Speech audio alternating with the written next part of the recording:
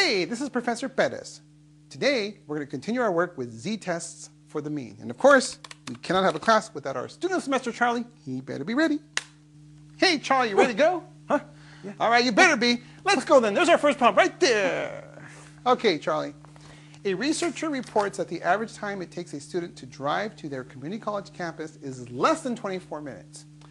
30 students are then surveyed, and the time it takes them, in minutes, to drive to the campus is recorded, and there's the data values there. There's 30 of them. Now, at the alpha equals 0.01 level of significance, is there enough evidence to support the researcher's claim? The first thing we're going to do, Charlie, is define what the claim is. What is it, Charlie? It takes a student less than 24 minutes to drive to campus, right? Less than 24 minutes. We're going to assume we have a normal bell-shaped distribution, and we're going to start with step one, define the hypothesis and identify the claim. Okay, remember, for this problem, as we discussed in our previous lectures, we're going to use that 24 for our population mean mu. Okay? Now, we're going to take our 30 data values, right? And we're going to calculate the mean, our sample mean. Now, suppose our sample mean came out to be 24. Would that agree or disagree with the researcher's claim, Charlie? That would disagree. That would disagree because he said it should be less than 24, right? Well, suppose our x bar, our sample mean, came out to be 4. Would that agree or disagree? That would agree. That would agree because that is less than 24. Well, suppose it came out to be 44. Would that agree or disagree? Disagree. Okay, that would disagree also.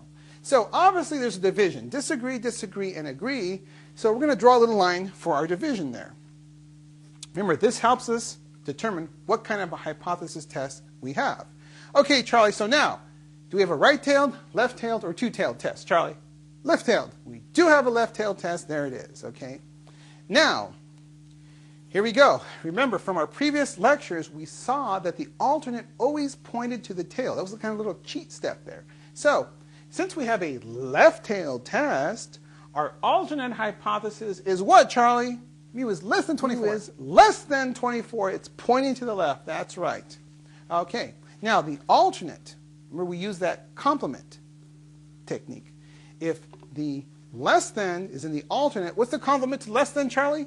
Greater than or equal to. Greater than or equal to. And so our null hypothesis is mu is greater than or equal to 24.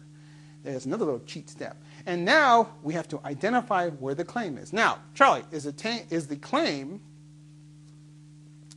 with the tail, or is it not in the tail?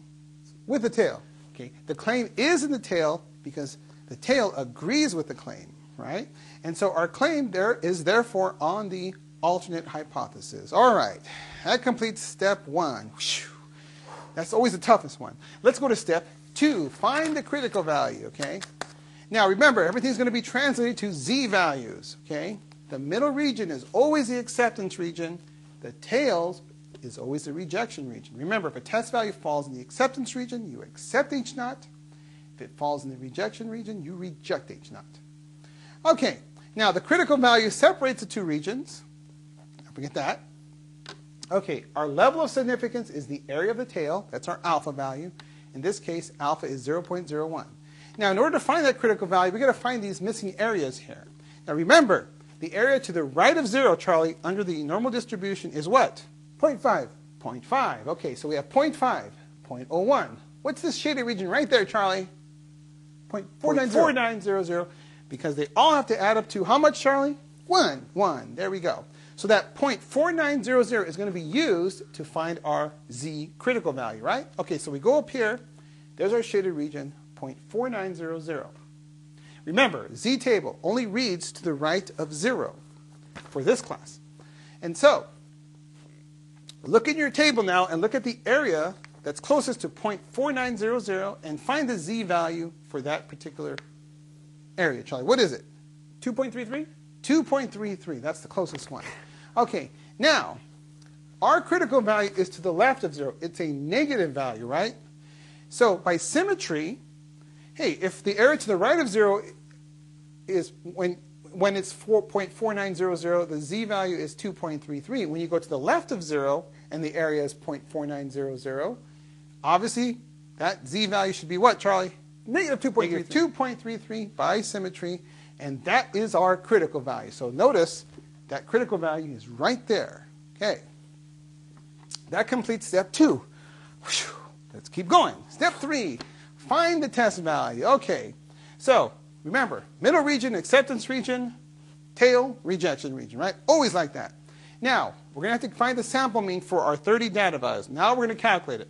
We need to sum up all those data values and divide by n, which in this case is 30. That's the number of people in our data set.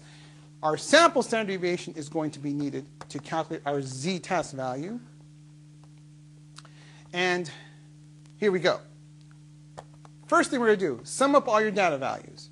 You should have gotten what, Charlie? 545? 545, right?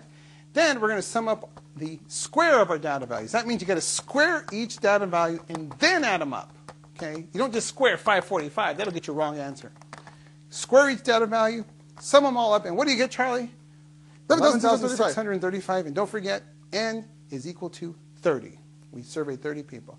So now we go ahead and calculate our sample mean, which is summation of x divided by n, which should give you 18.2. And your sample standard deviation should be 7.7. Now notice, from our 30 data values, our sample mean came out to be 18.2. Well, that is less than 24, right? Remember, the researcher reported that the average time it takes students to drive to campus is less than 24. Well, we're getting 18.2. But we have to see if that's a significant enough result to support what the researcher has said. Okay, so here we go. We're going to find our test value. Okay, everything's translated to z-values. Remember, the middle is our acceptance. Tails are rejection, Charlie. Critical value, negative 2.33. Our sample mean is 18.2. Our sample standard deviation is 7.7. Our population mean, mu, is 24. Assumed to be 24 for this problem. And there's our z formula for translating that x bar value, our sample mean value, to a z. We're going to use one of these formulas. I'll use the first one.